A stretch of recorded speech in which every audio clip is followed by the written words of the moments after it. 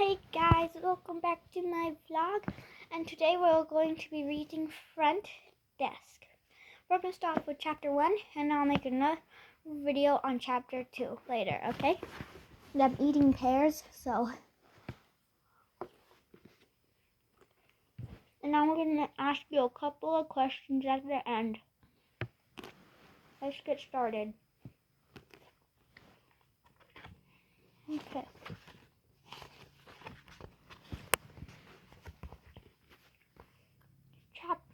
Chapter 1.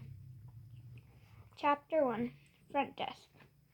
My parents told me that America would be this amazing place where we could live in a house with a dog, do whatever we want, and eat hamburgers till we were red in the face. So far, the only part that we've reached is the hamburger part. But I was still holding out hope. And the hamburgers here are pretty good. The most incredible burger I've ever had was at the Houston Space Center last summer. We weren't planning on eating there. Everybody knows museum food. Museum food is 50,000 times more expensive than outside food. But one whiff of the sizzling bacon as we passed by the cafe, and my knees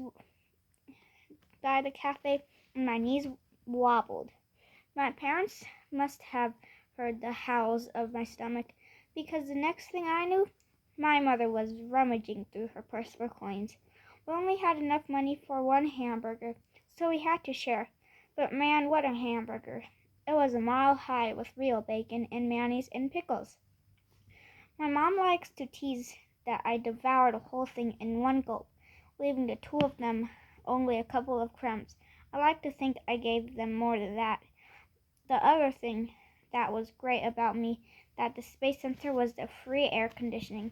We're living in our car that summer, which sounds a lot of fun, but actually wasn't, because our car's AC was busted. So after the burgers, my dad parked himself in front of the vent and stayed there the entire rest of the time. It was like he was trying to turn his fingers into popsicles. My mom and I bounced from exhibit to exhibit. Instead, I could barely keep up with her. And she was an engineer back in China, so she loves math and rockets.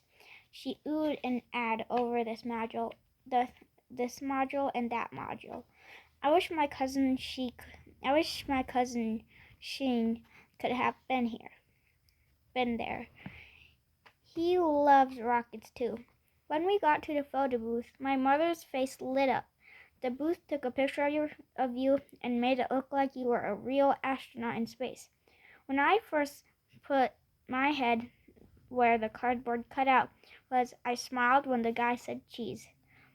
When it was my mom's turn to take her photo, I thought it would be funny to jump into her shot.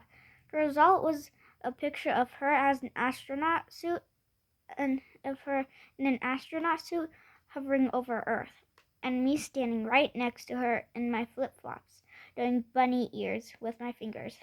My mother's face crumpled when she saw her picture. She pleaded with the guy to let her take another one, but he said no can do, one picture per person. For a second I thought she was going to cry. We still have the picture. Every time I look at it, I wish I could go back in time.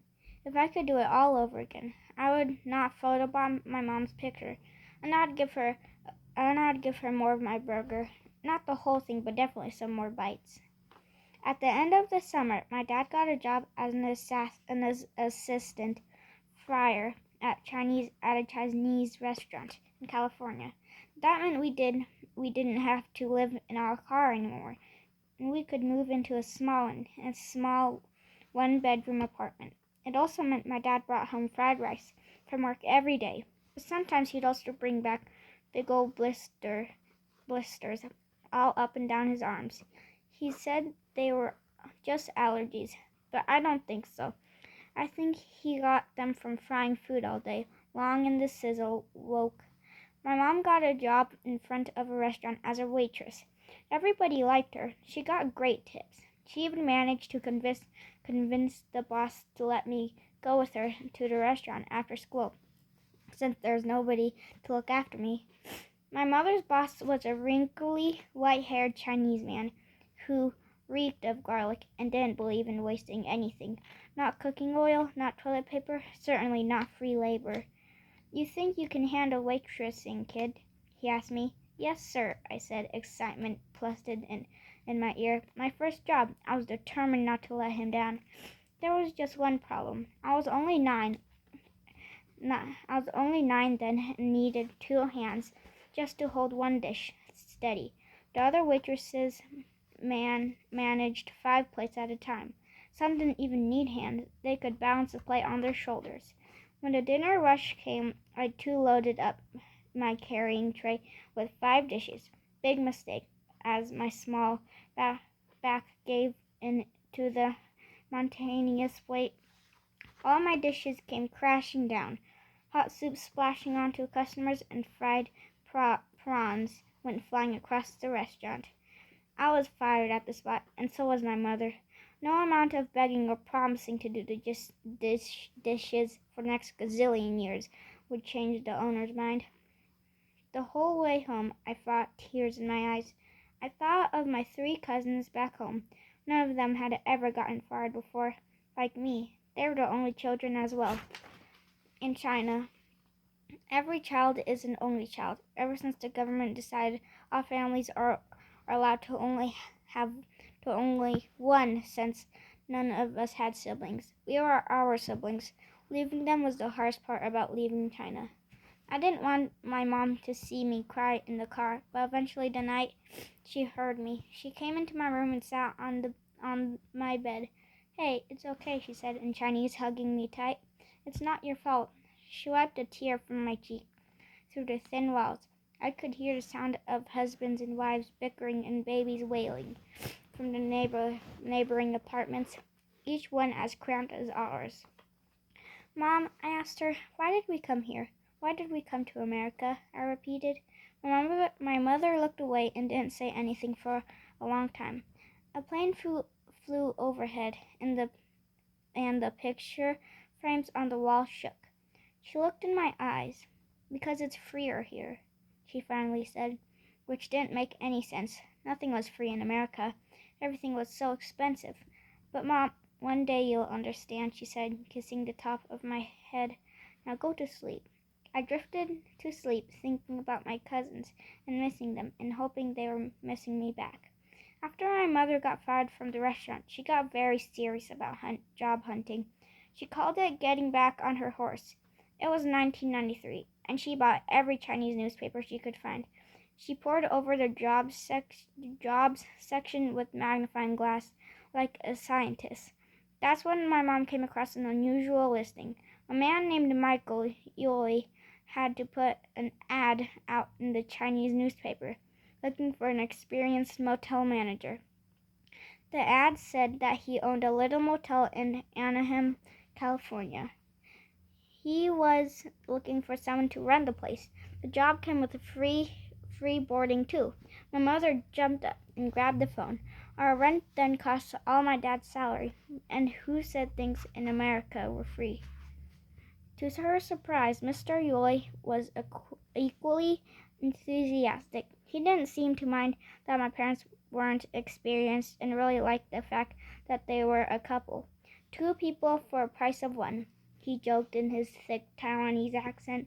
Mandarin when we went over to his house the next day.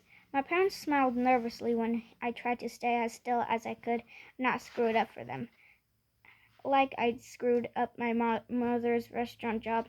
We were sitting in the living room of Mr. Yoi's house, or rather his mansion. I made myself look at the floor and not stare at the top of Mr. Yoi's head, which was all shiny under the light, and it had been painted in egg white.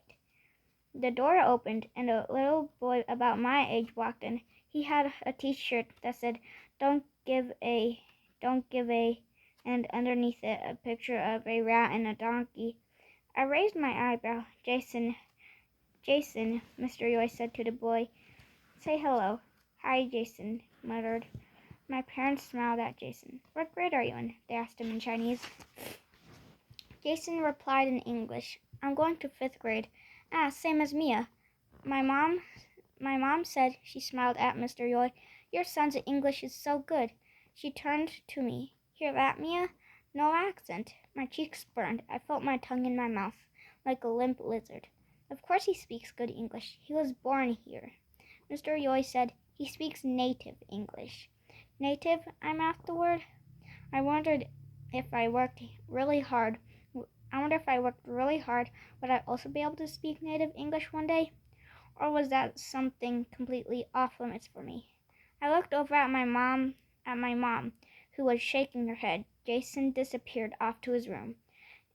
And Mr. Yoy asked my parents if they had any questions, just to make sure we can live at this motel for free. My mom asked. Yes, Mr. Yoy said. And what about... My mom struggled to get the words out. She shook her head, embarrassed to say, Will we get paid? Oh, right, payment, Mr. Yoy said, like it hadn't dawned on him at all.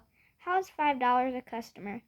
I glanced at my mom. I could tell that she was doing math in her head because she always got this dreamy smile on her face. 30 rooms at $5. At $5 a room. This is $150 a night, my mom said, her eyes widening. She looked at my dad. That's a lot of money. It was a humongous amount of money. We could buy hamburgers every day, one for each of us. We wouldn't even need to share. When can you start? Mr. Yoy asked. Tomorrow, my mom and dad blurted out in the exact same time. Mr. Yoy laughed, and as my parents got up to shake his hand, Mr. Yoy muttered, I have to warn you, it's not the nicest motel in the world. My parents nodded. I could tell it made no difference to them what the motel looked like. It could look like the inside of a Grey House bus toilet for all we cared. At $150 a day plus free rent, we were in. Chapter 2. So we finished Chapter 1. I got questions. Okay, time for the questions. Is